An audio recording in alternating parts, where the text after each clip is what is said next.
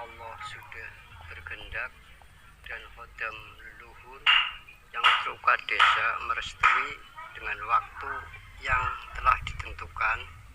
Tidak ada yang mustahil atau tidak ada yang tidak mungkin. Lewat siapa saja yang dikehendaki pasti terjadi. Kendayakan disebut pohon besar setelah kesepakatan antara Walidaya dengan Kendaya bahwa Islam itu pedomane dan Jawa itu tempat uripe. Sementara Jurang Mangu tetap ditunggu oleh jin Buta Gandarwo. Di tempat lain, Nyi Blorong telah mengintai. Ia tahu bahwa Kendaya dan Walidaya itu sama-sama telatah keturunan penguasa Jawa. Jadi ia tidak mungkin bisa mengalahkan. Ia pun merencanakan untuk menggagalkan maksud Kendaya dan Walidaya dengan mengadu domba, memfitnah, berbagai cara.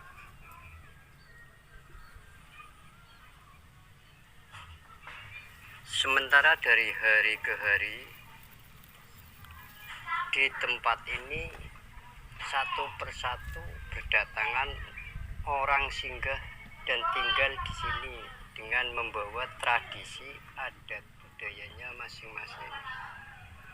Mereka pun merasa nyaman setelah ketemu dengan Kendaya dan diberitahu bahwa tempat ini namanya Kendayakan. Tak berapa lama yang tinggal di sini pun makin bertambah dan hidup saling menghormati dengan tradisi adat budaya dan agama yang berbeda. Akan tetapi kebanyakan yang datang sini itu sudah masuk Islam. Pelan-pelan pun Walidaya sudah masuk Islam.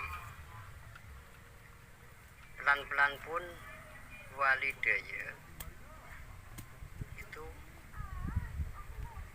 mengenalkan dan menyebarkan Islam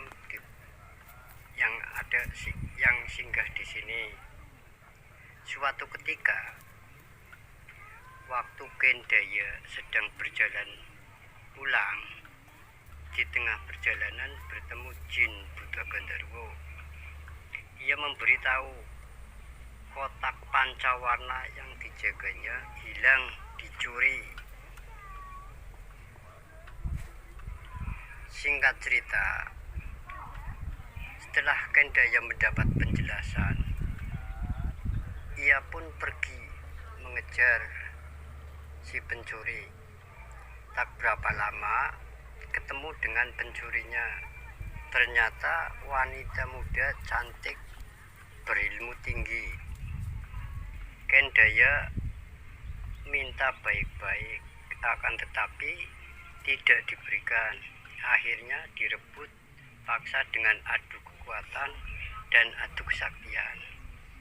Pertarungan pun dimenangkan Kendaya.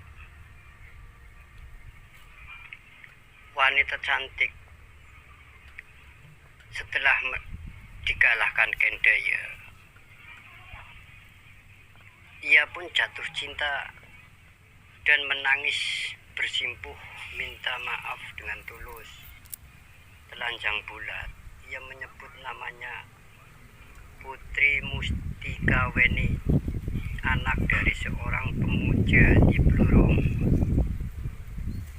Dan ia pun mengutarakan cintanya akan setia mendampingi hidupnya Kendaya. Melihat kejujuran dan ketulusan cintanya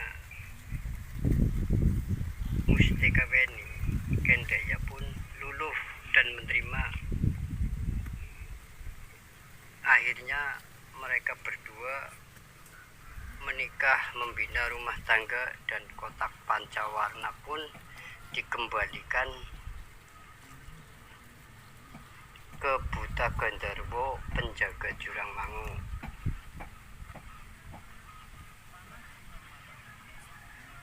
Sementara melihat keharmonisan rumah tangga Kendaya dengan Putri Mustika Weni bahagia, dan orang-orang yang tinggal di sini dalam arti Kendayakan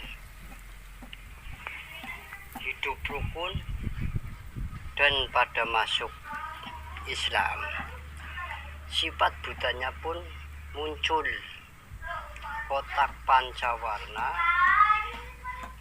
dibawa pergi di malam hari. Sementara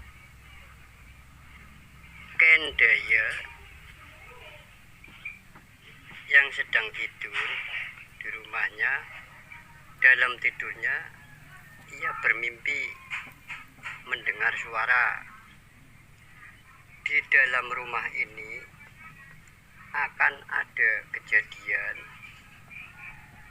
entah berupa apa, yang tidak bisa dihalang-halangi kekuatan apapun kecuali kekuatan Allah. Waktu tidak ditentukan.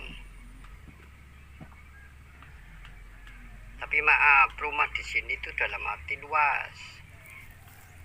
Bisa rumah beneran, bisa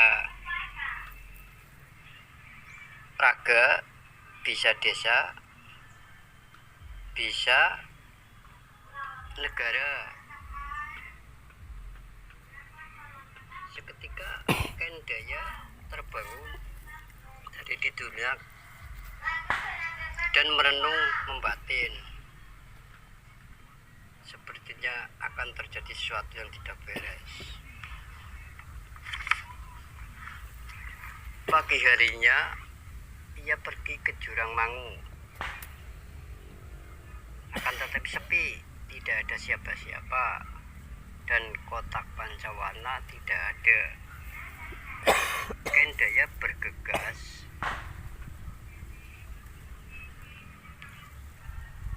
pergi mencari Jin Buta Gandarwo.